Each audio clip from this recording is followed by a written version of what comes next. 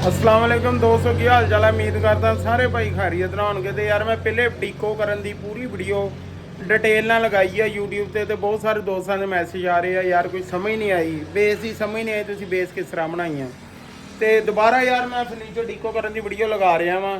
पूरी वीडियो देखनी, वीडियो नूं लाइक लाजमी कर दिया करो, बड़ी मेहनत होंदी वीडियो बना लग्या ते कम से कम वीडियो देख के लाइक लाजमी कर दिया करो। अक्सर यार दोस्त जिहड़े ना MDF ते इन्ना रेगमाल नहीं लगाते।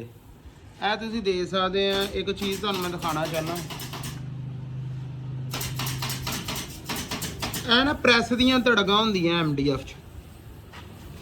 ਇੱਥੇ ਮੈਂ ਰੇਗਮਾਲ ਲਗਾਇਆ 120 ਨੰਬਰ ਦਾ, ਪਟੇ ਵਾਲਾ ਰੇਗਮਾਲ ਜਿਹੜਾ 120 ਨੰਬਰ ਦਾ। ਅੱਛਾ, ਰੇਗਮਾਲ ਜਦੋਂ ਵੀ ਲਗਾਉਣਾ ਨਾ ਤੁਸੀਂ ਕੋਸ਼ਿਸ਼ ਕਰਨੀ ਆ ਗਰਮਾਲਾ ਜਿਹਾ ਜਿਹੜਾ ਨਾ ਜੀ ਇਹਦੇ 'ਚ ਬਣ ਕੇ ਰੇਗਮਾਲ ਲਗਾਉਣਾ ਵਾ। ਇਹਦੇ ਫੋਮ ਲੱਗਾ ਹੁੰਦਾ, ਇੱਕੋ ਜਿਹਾ ਸਮੂਥ ਜਿਹੜਾ ਰੇਗਮਾਲ ਲੱਗਦਾ ਵਾ।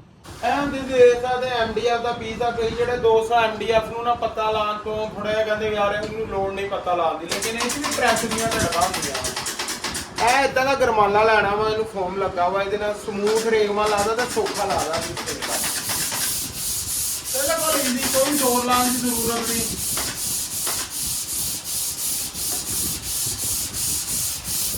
ਅਗਰ ਡੀਕੋ ਦੀ ਬੇਸ ਬਣਾਉਣੀ ਆ ਨਾ ਤੇ ਰੇਗਮਾਲ ਬਹੁਤ ਜ਼ਰੂਰੀ ਆ, ਬਹੁਤ ਜ਼ਿਆਦਾ ਰੇਗਮਾਲ ਲਗਾਉਣਾ ਹੈ। ਤੁਸੀਂ ਦੇਖ ਸਕਦੇ ਆ ਕਮਰਸ਼ੀਅਲ ਆਣਾ, ਇਹ ਕਮਰਸ਼ੀਅਲ ਆ, ਇਹ ਦੀਆਂ ਨਸਾਂ ਵਾ, ਇਹ ਵੀ ਰੇਗਮਾਲ ਨੇ ਖਤਮ ਕਰਨੀਆਂ ਵਾ। ਤੁਸੀਂ 3 ਪਟੀਨਾ ਖਿੱਚ ਲਓ, ਜਿੰਨਾ ਜੇ ਰੇਗਮਾਲ ਨਹੀਂ ਸਹੀ ਲੱਗਾ ਹੋਏਗਾ ਥੱਲੋਂ ਇਹਦੀਆਂ ਨਸਾਂ ਨਹੀਂ ਜਾਣੀਆਂ।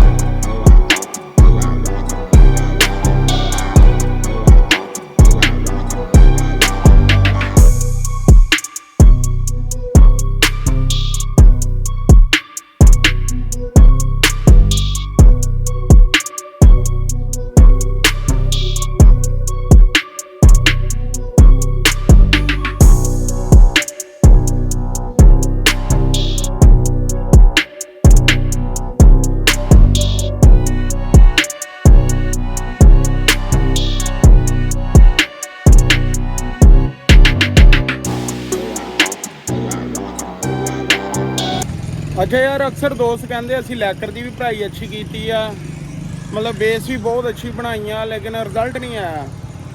रिजल्ट ना आने का मेन रीजन होंदा वा आप सैंडिंग नहीं सही तरीके नाल करी जी। आ साडे जिहड़े पालिशीए आ वो सैंडिंग नहीं सही तरीके नाल करदे। ਇਹ ਤੁਸੀਂ ਦੇਖ ਸਕਦੇ ਆ ਕਮਰਸ਼ੀਅਲ ਦੀ ਫੀਡ ਸੀ, ਲੇਕਿਨ ਉਹਦੀਆਂ ਨਸਾਂ ਖਤਮ ਕਰਦੀਆਂ ਸੀ ਸੈਂਡਿੰਗ ਕਰ ਕਰਕੇ। ਕੋਸ਼ਿਸ਼ ਕਰੋ ਅਗਰ ਕੋਈ ਸੈਂਡਰ ਮਸ਼ੀਨ ਆ ਤੇ ਉਹਦੇ ਨਾਲ ਕਰੋ, ਨਹੀਂ ਤੇ ਟੱਕੀ ਆ ਇਦਾਂ ਦਾ ਗਰਮਾਲਾ ਮਿਲਦਾ ਵਾ ਮਾਰਕੀਟ 'ਚੋਂ। ਇੰਨੀ ਸੈਂਡਿੰਗ ਕਰੋ ਨਾ ਕਿ ਮਤਲਬ ਜਿਹੜਾ ਨਸਾਂ ਨੂਸਾਂ ਵੈਸੇ ਹੀ ਉੱਡ ਜਾਣ।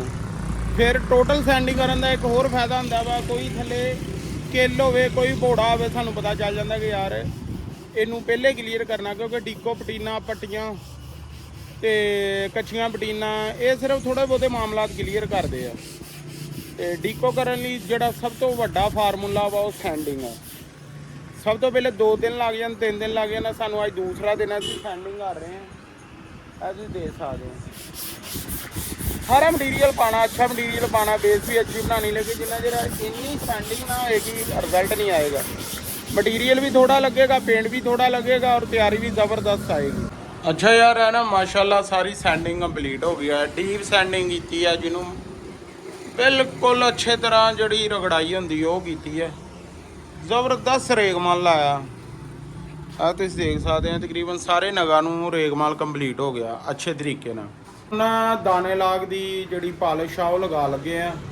ਬਿਲਕੁਲ ਜਿਹੜੀ ਨਾ ਪਤਲੀ ਪਾਲਿਸ਼ ਲਾਣੀ ਆ, ਲਸ ਹੁੰਦੀ ਆ ਪਾਲਿਸ਼ ਦੀ, ਤੇ ਕੋਸ਼ਿਸ਼ ਕਰਨੀ ਆ ਕਮ ਸੇ ਕਮ 3 ਲੀਟਰ ਜਿਹੜਾ ਸਪਰੇਟ ਹੁੰਦੀ ਆ ਉਹਦੇ 'ਚ ਤੁਸੀਂ ਦਾਣਾ ਲਾ ਪਾਈਆ ਦਾਣਾ ਲਾ ਕੇ ਪਾ ਕੇ ਤੇ ਪਾਲਿਸ਼ ਤਿਆਰ ਕਰਨੀ ਹੈ।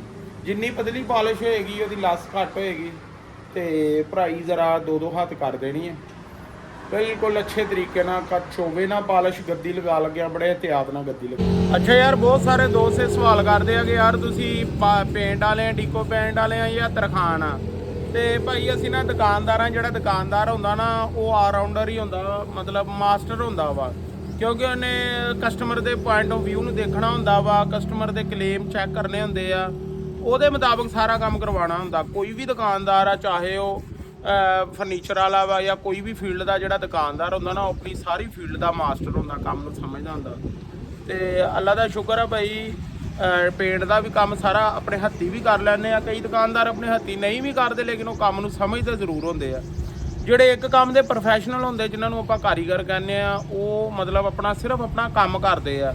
ਜਿਹੜਾ ਦੁਕਾਨਦਾਰ ਹੁੰਦਾ ਅਗਰ ਉਹ ਕੰਮ ਕਰਦਾ ਉਹਨੇ ਸਾਰਾ ਕੁਝ ਦੇਖਣਾ ਹੁੰਦਾ, ਉਹਨੇ ਕਸਟਮਰ ਦੀ ਡਿਮਾਂਡ ਦੇਖਣੀ ਹੁੰਦੀ, ਉਹਨੂੰ ਪਤਾ ਹੁੰਦਾ ਮੇਰਾ ਕਸਟਮਰ ਕੀ ਡਿਮਾਂਡ ਕਰਦਾ, ਉਹਨੂੰ ਕੀ ਪਸੰਦ ਆ, ਉਸ ਤਰੀਕੇ ਨਾਲ ਚੱਲਦਾ ਵਾ। ਅਸੀਂ ਜਿਹੜਾ ਆਪਣੇ ਹੱਥੀਂ ਕੰਮ ਕਰੀਦਾ ਅਸੀਂ ਆਪਣੀ ਤਸੱਲੀ ਕਰੀਦੀ ਹੈ, ਇੱਕ ਕਿੱਲ ਤੱਕ ਦਾ ਵੀ ਕੰਪਰੋਮਾਈਜ਼ ਨਹੀਂ ਕਰੀਦਾ ਅਸੀਂ, ਮਤਲਬ ਪਟੀਨਾ ਤੱਕ ਹਰ ਚੀਜ਼, ਕਿਉਂਕਿ ਅਸੀਂ ਆਪ ਕਸਟਮਰ ਨੂੰ ਫੇਸ ਕਰਨਾ ਹੁੰਦਾ।